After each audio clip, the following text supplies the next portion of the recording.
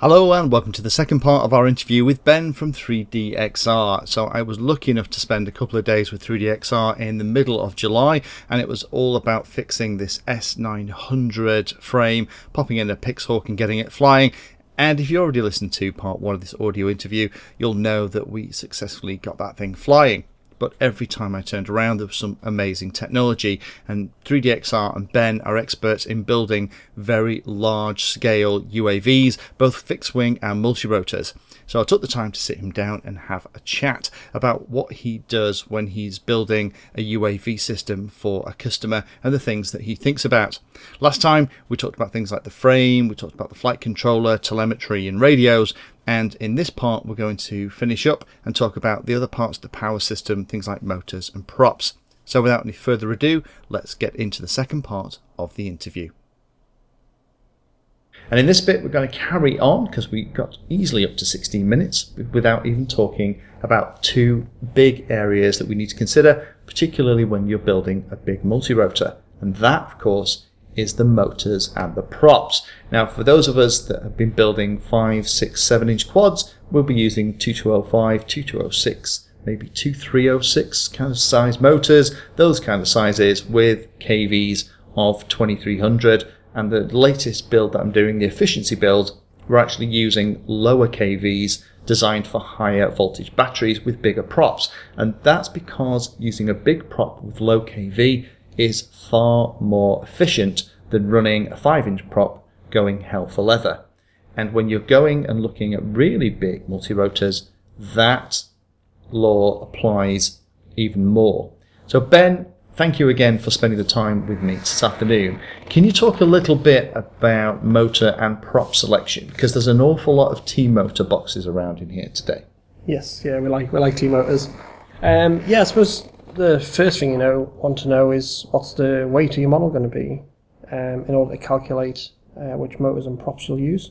So we generally use mainly T-motors here, but there is other brands such as KDE, Sunny Sky are quite popular now. But yeah, you want a good quality, reliable motor that copes well in high temperature and has long life bearings, something which T-motors do very well. So yeah, our first consideration is going to be what is the all-up weight of your multi-rotor with its payload and battery, and I guess an estimated motor weight.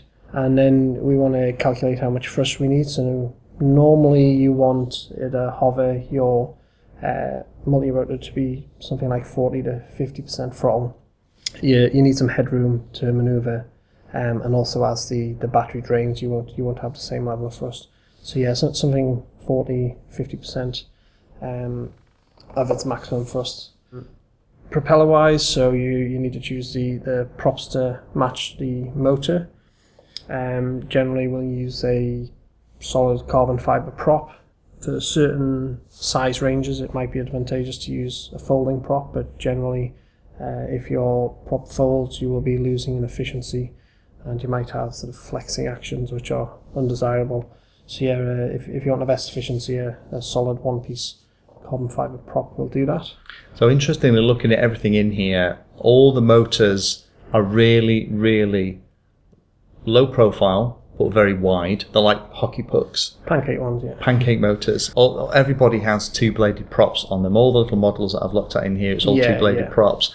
Can you talk a little bit about the kind of KV ranges and kind of diameters of the props that are typically spinning on some of the bigger models in here? What we saw on the model we built this morning for you, which was an S900 from 3-4 years ago, the trend then was about 15-inch props and slightly higher KV motors, and you just didn't have the efficiency. So now the idea is to use low KV motors swinging big props. 21s over there and 22s on another one I'm building. So you might be looking at the 300 kV range on a 6S.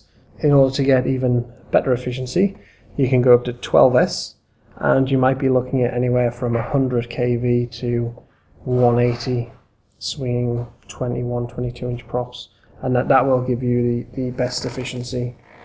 So say for example we had a machine that was going to weigh all up around about 3 kilograms. In that case, if it was going to be a hexcopter with 6 motors, you'd want it to produce over 6 kilograms of total thrust. So you'd be looking at each of the motor and props, you'd be looking for something that was going to produce about 1,100-ish grams of thrust on full power. Is that roughly the kind of math that you're using? Exactly, yeah.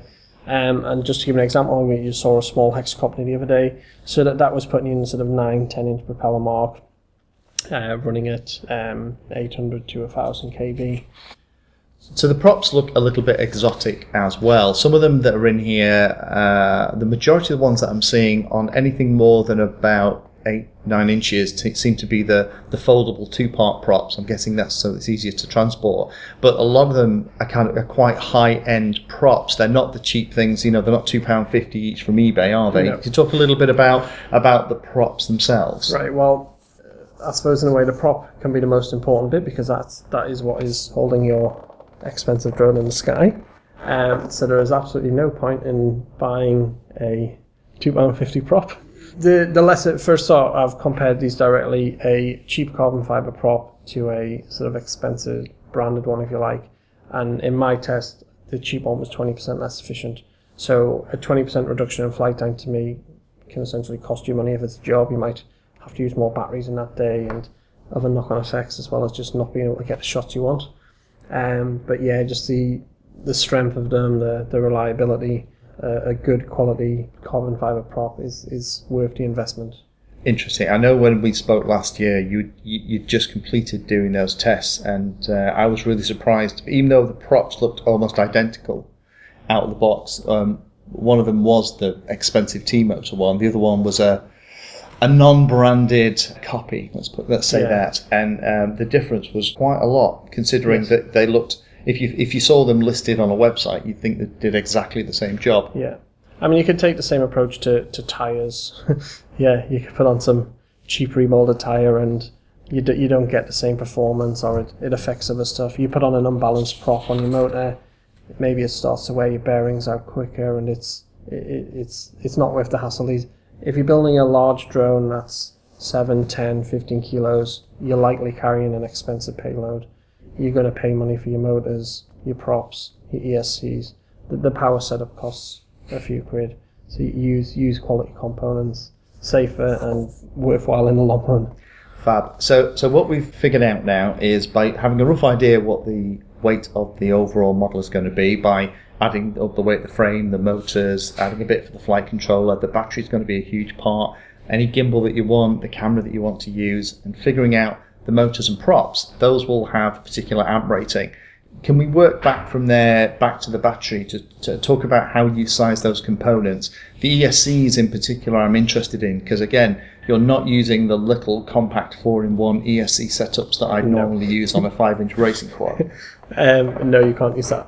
Okay, well, this is an interesting one, because ESC, generally you might see on some of the drones I've had today like a 40 amp ESC, 6 of them or 8 of them. And that might only ever actually be pulling 10 amps per arm. The max might be 20, but again, you have this overhead of, say, 40 amps altogether. As you see with these even larger motors and lower kV swinging big props, what you've actually got now is a range of ESCs that are matched to the motors, are actually loaded with firmware specific for those motors, because you're at a higher risk of, say, desyncing issues with these ultra low kV motors. So yeah, you're starting to get matched sets of motors and ESCs and props that you can buy in one go. Is that the way that people are ordering these things for the bigger machines? For the big stuff, yes. Right. Yeah. You also have regenerative braking on some of the newer T-Motor Alpha ESCs, so they will recycle a bit of energy. That's nice. And you need these fast transitions. You see, if you're turning such a big prop to actually fly nicely, any old ESC won't necessarily do it. I suppose there's an awful lot more mass in these rotors and blades than the little things that everyone else is flying. So I suppose that the ESC has to be cognizant of that and allow for that deceleration and acceleration. Yeah. On these very low, if you were using a sort of 12S100 kV setup, if you pick the wrong ESC, it might not even work at all, or it might just be so misfunctional that you can't tune it, it might not work. Fab. Okay, so say for example each of the motors is going to run 20 amps in total. Say we've got 6 on a hexcopter. That's going to be 120 amps at full tilt. So the ESCs at the moment are horrendously overspec'd just for safety and also just so that they're not running anywhere near full tilt, and it helps keep them cooler as well. Then in terms of the battery, so it's 120 amps at full tilt. We talked a little bit in the first part about battery technology, and we talked about lithium ion being a great choice for UAV style fixed wing models in particular, gives really long flight times. We talked about lithium polymer, good old LiPo batteries, 6S or even 12S potentially being used in these multi-rotor rigs. Can you talk a little bit about, in that environment, what kind of battery would you be looking at typically for these bigger models? The bigger ones, our preference again is still the Genzace Tattoo brand. If you are running a 12S setup, you would just be using 2 6S batteries in series. And on a setup like that, you would likely be using 4 batteries in total. You'd probably be pushing towards the 20 kilo mark. So in terms of the battery, you really want to have the C rating with the capacity easily able to handle the maximum current that the motors are going to pull. Yes. But again, it's not unusual to actually have multiple packs in series to give you the cell count and the voltages you need if you're going to run these really super low 100 kV motors with 20 odd inch props. Multiple batteries in both parallel and series to get you up to the 12S and the capacity you need. So the C rating, this is where on the very large multi-rotors, lithium ion, the C rating won't be there. Lithium polymer, yes, you can get 25C, 50C packs on some of these big ones. I've also had issues using, unfortunately, something like the multi-star they're not always cope on big multi-rotors. They might be nice and cost effective, but a big professional rig, the go-to choice is the Tattoo batteries and powerful chargers, because you are often carrying around something like 60 amp hours of battery. That's a really good point. Yeah, you're going to need a charger that really has had the 3 Weetabix in the morning, because it's going to have to deliver an awful lot of current. Yeah, common chargers will use a AC to DC transformer, so you'll be providing a charger with a 24 or 48 volt supply, like a server power supply, and that will allow. We have a charger that'll do 6 of those in less than an hour, which on a commercial job you might need. Yeah, put some extra pennies in the jar for your electricity bill for charging your batteries. Yep. Right. Yeah. Okay. So that is kind of all the main parts of the system. Thank you for sharing some of the trade secrets for what you guys do. The other thing I'm interested in is, for the last couple of minutes, can we talk about the common mistakes that you see builders making? You've been building these things for a blooming long time. I mean, that S900 that you did for me yesterday took you all of about 2 hours to strip it, put a pig's hawk in and do it. So you've obviously done this a couple of times. Some of the hard work was done there. But not much of it. I know you get a lot of calls from people asking for advice and getting in touch. You used to do a lot of custom building stuff. Do you still do lots of custom builds? We've always got something being custom built, various different applications. I suppose one of the main initial inquiry you'll get, people will get the thrust and weight totally wrong, or they'll be doing their ideas and they'll have a weight of 4 kilos, but actually it's going to be 8 kilos because they haven't added batteries and motors. So that initial calculation, I'm not understanding why you need the power to weight ratio that you do, thinking that yes, I've got 10 kilos of thrust, I can have a 10 kilo model. No, you can have a 4 to 5 kilo model. And ESD values, looking at there's lots of data tables out there published by motor manufacturers about the sort of cruise current that a motor might draw. It might be 5 amps, and they assume you can use a 5 or 10 amp ESC, whereas the peak could be so much higher, and you need a 40 amp ESC and little things like that. The power distribution board, so the one we built together had one already there. Making sure your power distribution board is rated highly enough. Again, you need your headway on that. And in general, a power distribution board for a big multi-rotor, it should have so much copper in it that you need to use the gigantic soldering iron to get anything to stick. Well, okay, so it's basically follow the things that we've talked about in these 2 interviews, and you shouldn't go too far wrong. Ben, thanks so much for the time. I really appreciate it, because this is an area that I know very little about. I've learned an awful lot in the last 2 days, but I appreciate you kind of sharing some of the things that you guys do to make sure that the stuff you build works every time. And hopefully that was interesting for everybody listening. For those of you that have been asking me for ages to do more on big builds. Obviously there's the video where the S900 build, I talked about how we put the Pixhawk 2.1 in there as well, and I'll put a link in the description to Ben's website, so if you do have any questions or need Ben to give you a hand with something like he's done with me today, then you can get in touch with him as well. So thank you, Ben, for the time again. Appreciate it. As well. Bless you for helping get that S900 in the air, and I think it's time for lunch. Yes.